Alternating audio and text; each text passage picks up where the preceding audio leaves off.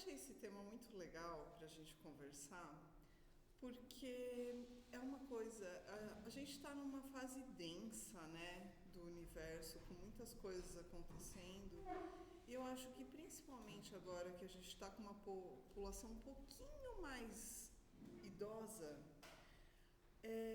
o nosso corpo às vezes não é tão funcional como ele era antes. E aí quando você vai conversar com uma pessoa, e até eu quis trazer esse aspecto assim cultural, você fala, e aí, tá tudo bem? Ai, levando.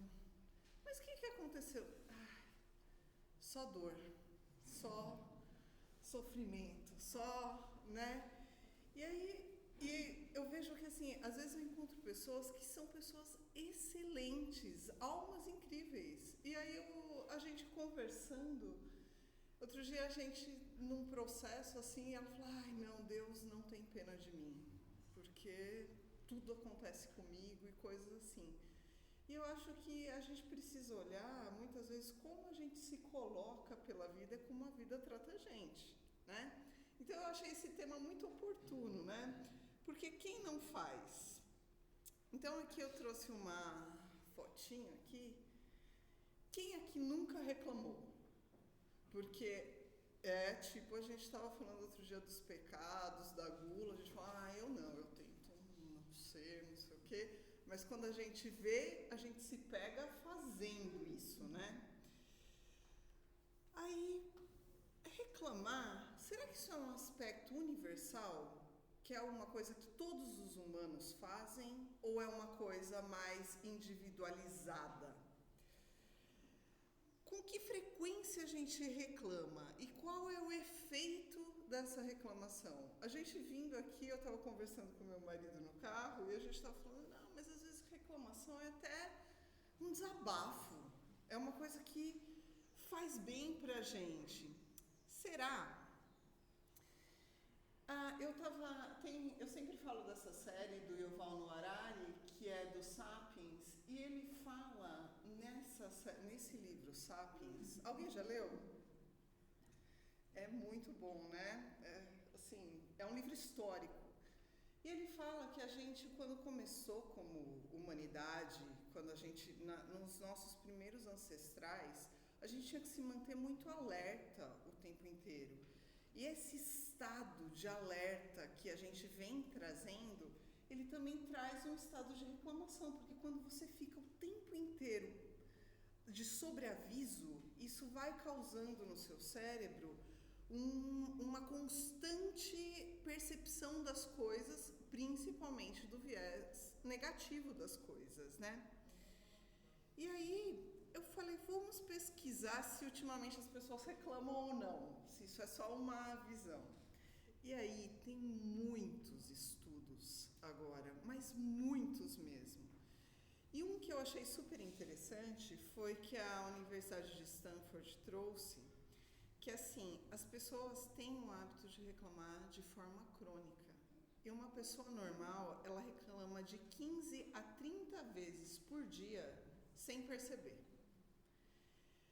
E aí, isso tem algum efeito negativo? Vocês acham que tem ou não? Tem efeito negativo. Essas pessoas, cientificamente, são mais propensas a desenvolver problemas de memória e foco por sobrecarga emocional constante. Então, quando você tem esse viés negativo para a reclamação, o seu corpo vai sentindo essa sobrecarga emocional que a gente vai depositando, né? Uma pesquisa uma pesquisa aqui, 83% das conversas cotidianas entre amigos e colegas incluem algum tipo de reclamação. E quando a gente, eu não coloquei todos os dados dessa pesquisa aqui, mas eu achei muito interessante que quando você se aposenta, porque a gente reclama muito do trabalho, né, hoje em dia, quando você se aposenta, o índice aumenta em 37%. Então, eu acho isso muito interessante.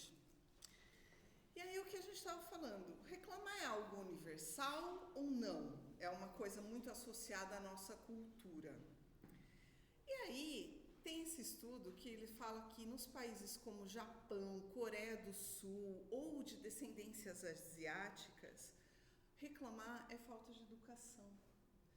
Então, você não reclama muito socialmente com os seus amigos, porque é como se isso fosse uma coisa ruim. Já na América Latina, nos países como Brasil, México, Chile, Argentina, né? Reclamar é uma percepção social. Então, a gente faz isso como para se enturmar. A gente faz isso sem perceber, para que a gente tenha um ponto de vulnerabilidade para associar com alguém. Da mesma forma que a gente faz, por exemplo, olha que roupa bonita, né? Aí você fala, paguei R$10. Esse histórico que a gente tem, que é meio depreciativo, que a gente tem culturalmente trazendo para a gente, né? Mas isso é psicologicamente positivo? Porque, assim, a gente precisa entender que, às vezes, a gente sobrepõe um fato. Então, por exemplo, nossa, isso aqui está cheirando mal. Vocês estão sentindo que está cheirando mal? Isso daí é um fato. Então, você não está só reclamando da coisa. Mas tem gente que vê tudo sempre o copo meio vazio. E tudo passa a ser uma reclamação. Então, eu conheço a Renata que falou, e aí, tá tudo bem, Renata? Tudo bem. Mas você viu essa blusa branca que ela está usando para vir, não sei. Isso não é legal, né? Então, a gente tem que... Outro dia eu vi uma palestra da Lucilena Galvão e eu achei esse fato muito interessante. Tem um tipo de pessoa, a minha mãe chama eles de sincericídios, que é aquela pessoa que ela acha que ela tem o direito de passar as coisas para você sem filtro. E aí, nessa conversa com a Lucilena Galvão, o entrevistador falou para ela, mas eu sou uma pessoa que, assim, eu tenho que falar. Às vezes eu vejo uma coisa errada, eu tenho que falar. Ela falou, não existe o tenho que falar. A gente tem que usar de diplomacia com todos os que a gente convive, principalmente os que a gente convive mais. Então, você achar que aquele fato está errado não te dá o direito de passar ele sem filtro nenhum para alguém que está recebendo isso. E eu vejo muitas vezes assim, eu vou citar, não tem nenhuma coincidência com fatos reais, né? A gente está atrasado para sair para ir para a escola. Às vezes a gente tem um filho adolescente em casa, né? E aí eu falo, vamos! Você já fez o checklist, você já escovou o dente, já pôs a meia, já pôs o uniforme, não sei o quê. Aí ele, no caminho de 2 metros do corredor até o banheiro, ele acha um cubo mágico ali. No viés dele, o cubo mágico é muito mais interessante que escovar o dente, naquele momento. Então ele vai lá e, opa, o cubo mágico. E a gente atrasado, esperando ele escovar o dente. Então, no meu viés, isso é um absurdo. A gente já está atrasado, eu estou esperando ele escovar o dente. No viés dele, é tipo, olha esse cubo mágico tão legal e eu tenho que fazer outras atividades, como escovar o dente para ir para a escola. Não, acho que eu vou fazer o cubo mágico. Então, é só a percepção de cada um. Não quer dizer que uma está certa ou outra está errada, mas é como a gente expõe isso, né? E aí aqui, eu vim trazer uma coisa que é muito interessante, que é esse viés de negatividade que a gente tem. Segundo a neurociência, nosso cérebro possui o viés de negatividade.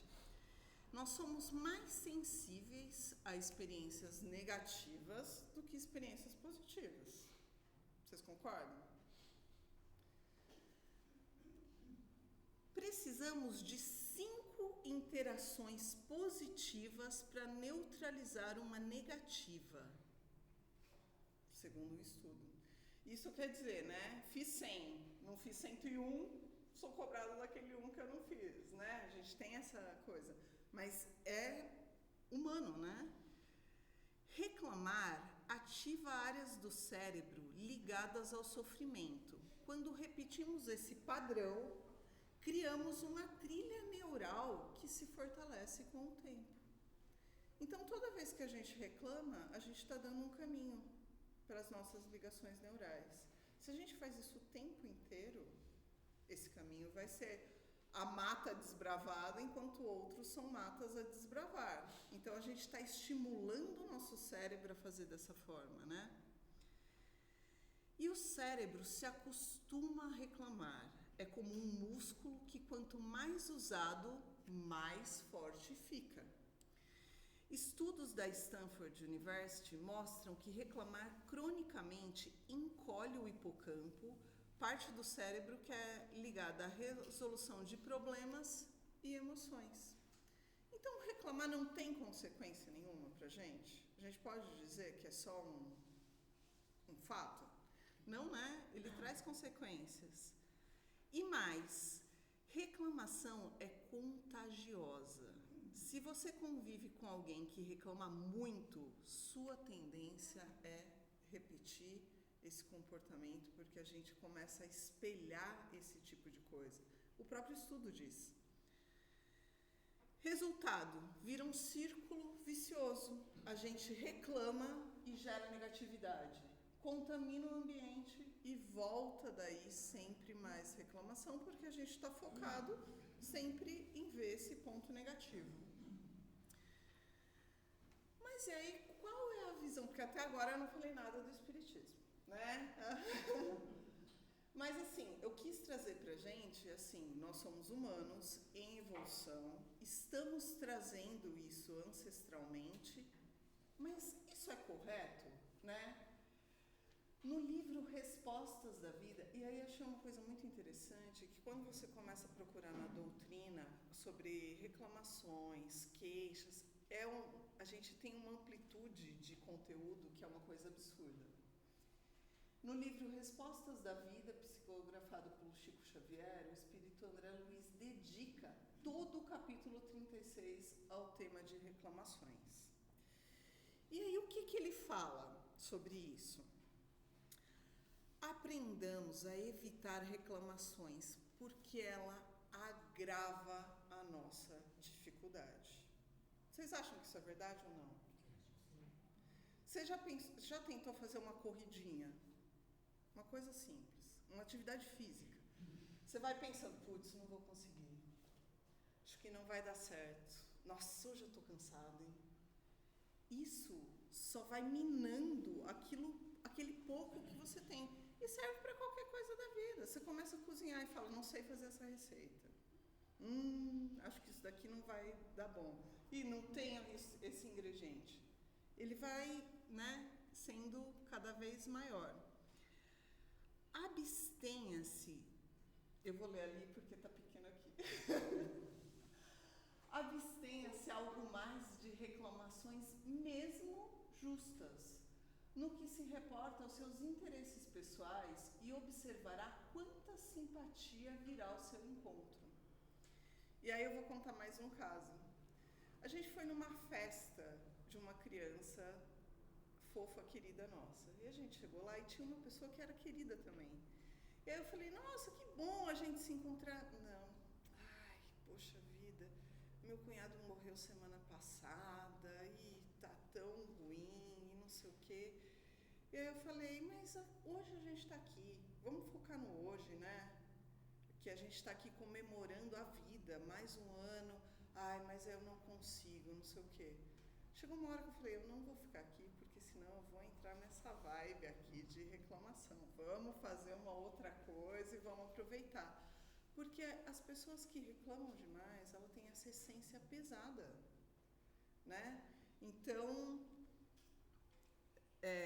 aqui eles estão falando que mesmo as reclamações justas, se você evitar esse tipo de coisa, você vai trazer muito mais simpatia ao seu encontro, muito mais energia positiva, né?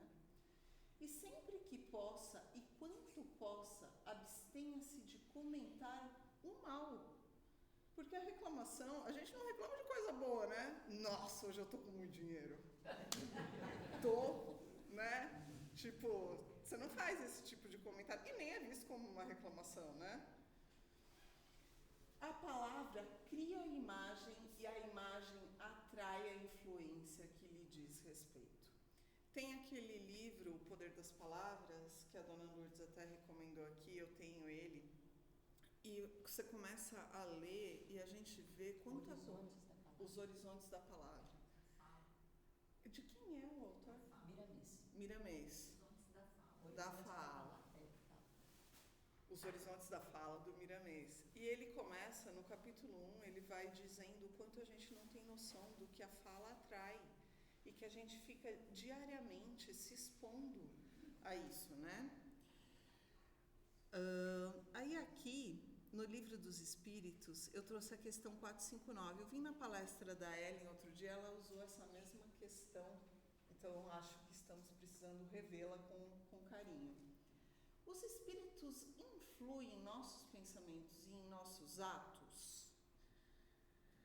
Muito mais do que imaginais. Influem a tal ponto que, de ordinário, são eles que vos dirigem. E a gente fica mais suscetível a isso quando a gente traz energia negativa e reclamação ou não? Porque a reclamação nada mais é que uma revolta. E a revolta é um sentimento extremamente poderoso. Quando a gente se sintoniza com isso, a gente está sempre trazendo esse tipo de vibração pra gente, né? Aí eu trouxe outra citação espírita, né? No capítulo 6 da Palavra de Vida Eterna, ele fala sobre queixumes. Cada vez que nossos lábios cedem ao impulso da queixa, quase sempre estamos simplesmente julgando a vida que nos é própria, né? Observa, assim, a ti mesmo e deixa que a consciência te vigie a palavra.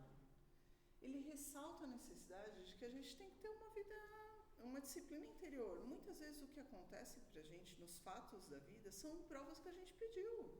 E se a gente acredita nisso, quando acontece a prova, porque tem sempre aquilo que a gente fala, né? Eu lembro que uma vez a Vânia fez uma palestra sobre o Pai Nosso, e ela fala assim, sempre que seja feita a sua vontade. E a nossa vontade, quando a gente está no plano espiritual, é assim, pode mandar que eu seguro tudo. Ah, mas vai ter um probleminha ali. Agora eu já estou treinada. Isso daí eu vou tirar de letra. E aí quando a gente vai executar, a gente vê que a vida não é assim, né? E que a gente tem muitas provas e teremos muitas mais, né? E aí assim, reclamar, qual é o benefício? Né? Porque assim, arruma a nossa vida, reclamei agora, deu certo? E eu achei essa citação numa revista espírita. E ela fala do caminho de verdade e vida. E aí ele fala sempre assim, ó, o mau trabalhador está sempre queixoso. Vocês conhecem alguém que está sempre queixoso? A gente conhece, né? Às vezes até nós mesmos, né? Quando não atribui sua falta aos instrumentos em mão, lamenta a chuva, não tolera o calor, amaldiçoa a geada e o vento. Esse é um cego de aproveitamento difícil, cego de aproveitamento difícil. Portanto, somente enxerga o lado arestoso das situações. É aquela pessoa que é sempre a vítima, né? A vida também não me deu oportunidade, e daí também eu não tive quem fizesse isso por mim, e tudo é muito difícil, né?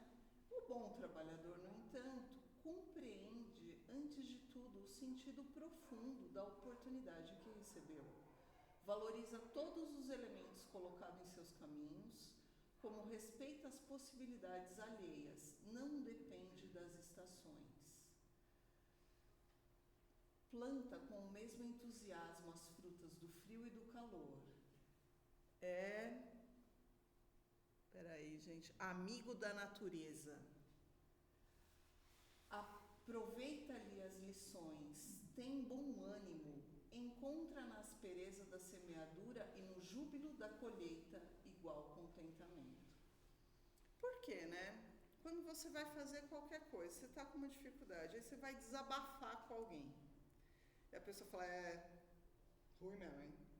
Tá difícil aí, tô achando que daí é pro fim. Te traz alguma esperança? A gente vai geralmente conversar com pessoas, reclamar da nossa vida, com pessoas que falam, vai dar certo, calma, o caminho é esse. A gente vai junto superar isso. Porque você procura alguém que tem uma visão diferente quando você não consegue ter ver aquele conflito com outros olhos. Então, a gente só reclamar da vida e achar que isso é ruim, vai mudar alguma coisa? Não vai, né? Aí a gente traz o ponto aqui. Reclamar adianta?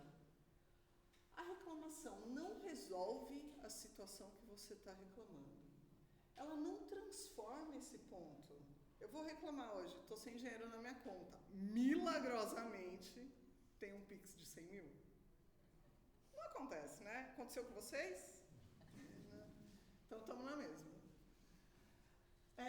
E ela não eleva a gente. Então, você reclamar, muitas vezes, você acaba sendo o próprio sabotador da sua caminhada. Você não consegue ver naquilo um fim, né? Ela prejudica o nosso progresso, ela baixa a nossa sintonia mediúnica, ela traz irmãos desencarnados em sofrimento ou revolta. E ela contamina o seu lar e o ambiente de trabalho. Porque ainda tem uma coisa que é muito pior. A gente reclama com quem a gente conhece. Você não encontra um estranho, apesar que agora acontece também, né? Às vezes você está no elevador e fala, e aí, tudo bem? Não. Aí você fala, gente, né? O que está acontecendo com esse mundo? Mas a gente traz isso para pessoas que não são próximas. Eu não reclamo com um estranho que eu estou andando e falo, nossa, deixa eu te contar uma história. Só o motorista do Uber, né? Parece que ele tem essa função, assim, de stand-by. Mas, geralmente, a gente traz isso para a nossa própria casa, para as pessoas que não são queridas e para a nossa vida. Eu reclamo para os meus amigos, eu reclamo para o meu marido, eu reclamo para o meu filho. E aí, nisso, eu vou criando esse ciclo vicioso dentro do meu próprio lar, né? Então, eu acho muito legal, tem um meme da academia, que é assim, segunda-feira de manhã, 8 graus, vou para a academia. Chego lá e estou malhando.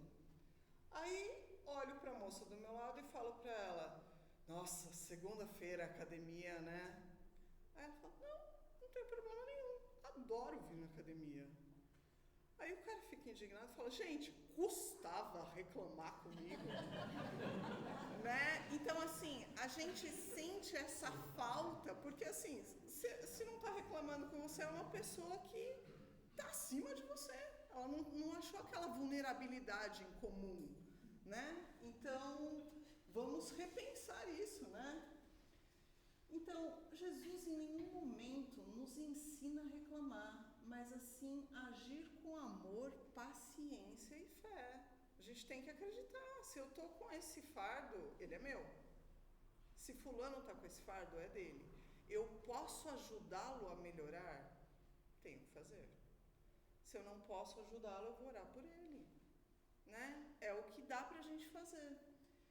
Em vez de reclamar, devemos orar, trabalhar, estudar e praticar o bem. Outro dia a gente estava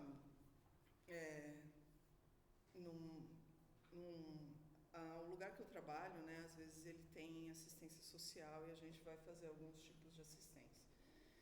E aí a gente foi prestar assistência eles foram prestar assistência num lugar que era uma casa muito precária, assim, e aí os pais bebiam e as crianças tinham uma dificuldade muito grande, assim, né, E aí a gente estava conversando sobre como a gente podia ajudar. E a gente acha que ajudar, se você fala assim, não pode fazer isso, você está ajudando, mas a gente só consegue ajudar aquelas pessoas que precisam de auxílio. Então, naquele momento, a gente conseguia prover alguns bens materiais que eles não tinham e orar para aquilo ficar bem e trazer algum ponto de consolo nisso. Então, assim, a gente não vai resolver todos os problemas do mundo, mas se a gente tiver uma inclinação do bem, estamos muito mais propensos a conseguir ajudar nós e a quem nos cerca do que não fazer nada, né? E esses são, orar, trabalhar, estudar e praticar o bem, são fundamentos que a gente sabe que funciona socialmente, independente da sua religião, naquilo que você acredita que é o bem em fazer, né? E aí foca que as nossas atitudes conseguem realmente mudar ações. Então, o que a gente aprendeu com essa palestra hoje? Já chegando na conclusão. Que o hábito de reclamar é uma coisa antiga. Ela veio, a gente viu que isso vem de uma evolução que a gente traz da vida, né? Que mais? É viciante. Se a gente começa a reclamar, é muito provável que a gente entre nesse ciclo de vida, né? Mas lembremos, Emmanuel nos adverte, queixar, por quê? Não será a esfera de luta o campo de aprendizado? Acaso não é a sombra que pede luz? A dor que reclama o alívio? Não é o mal que requisita o concurso do bem? E esse trecho eu tirei daquele que a senhora me mandou. Esqueci como chama. Agora. Depois eu passo para vocês. A dona Lourdes me mandou um livro que falava, uma parte de um livro que falava sobre queixas, e eu achei isso muito interessante. Qual foi o nosso ou Vinha de Luz? Vinha de luz. Vinha de luz. E eu acho interessante que, assim, a gente, como, né, a evolução de toda a humanidade a gente tem, quando a gente começou a pandemia, a gente falou, nossa, vai ser um período de dor que vai nos unir, vai nos tornar melhores. Acho que no resultado final não foi tão assim. Mas aqueles que se tornaram melhores, se tornaram muito melhores. Porque muitas vezes, tem até uma música do Pato Fu. Vocês conhecem o Pato Fu? Não? Ele fala assim, das brigas que eu ganhei, nenhum troféu como lembrança para casa eu levei. Das brigas que perdi, essa sim eu nunca esqueci. Justamente por isso, muitas vezes a aflição, ela tem esse viés de evolução que a gente precisa passar para aprender alguma coisa, né? Então, e tem um outro ponto aqui que eu coloquei, que a queixa é um vício imperceptível que distrai pessoas bem intencionadas da execução do dever justo. Essa daí é do livro. É. Então, a gente acha que tem outros pontos que a gente falou aqui em outras palestras, que a gente fala do orgulho, da avareza, de outras coisas que a gente fala, nossa, eu identifico isso como uma pessoa que é malvada, alguém que tem uma coisa ruim. A reclamação, não. A gente quer do bem, reclama, a gente quer do mal, reclama, a gente quer mais ou menos, reclama. Mas a gente pode deixar esse fato, porque é comum, devo fazer? Eu acho que é isso que a gente tem que pensar. Porque a gente tem que treinar a nossa visão àquilo que a gente acredita. E se a gente acredita que no fim, isso aqui é o bem, é o amor, a gente está passando isso porque a gente precisa, o foco tem que ser esse, né? Ter uma fé no final. E aí o mais importante de tudo. Se vocês acharam que essa palestra, se no fim dessa palestra vocês acharem que essa palestra podia ter sido mais curtinha, que faltou um tchan, que ela foi meio paradinha, sei lá, respire fundo, faça uma prece rápida e se pergunta, será que sou eu melhorando ou o meu eu crítico interior incentivando esse vício? Né? E era isso que eu tinha para falar para vocês hoje, gente. Muito obrigada. Espero que todos possamos evoluir. Ai, é um assunto interessante, né? Porque tem um viés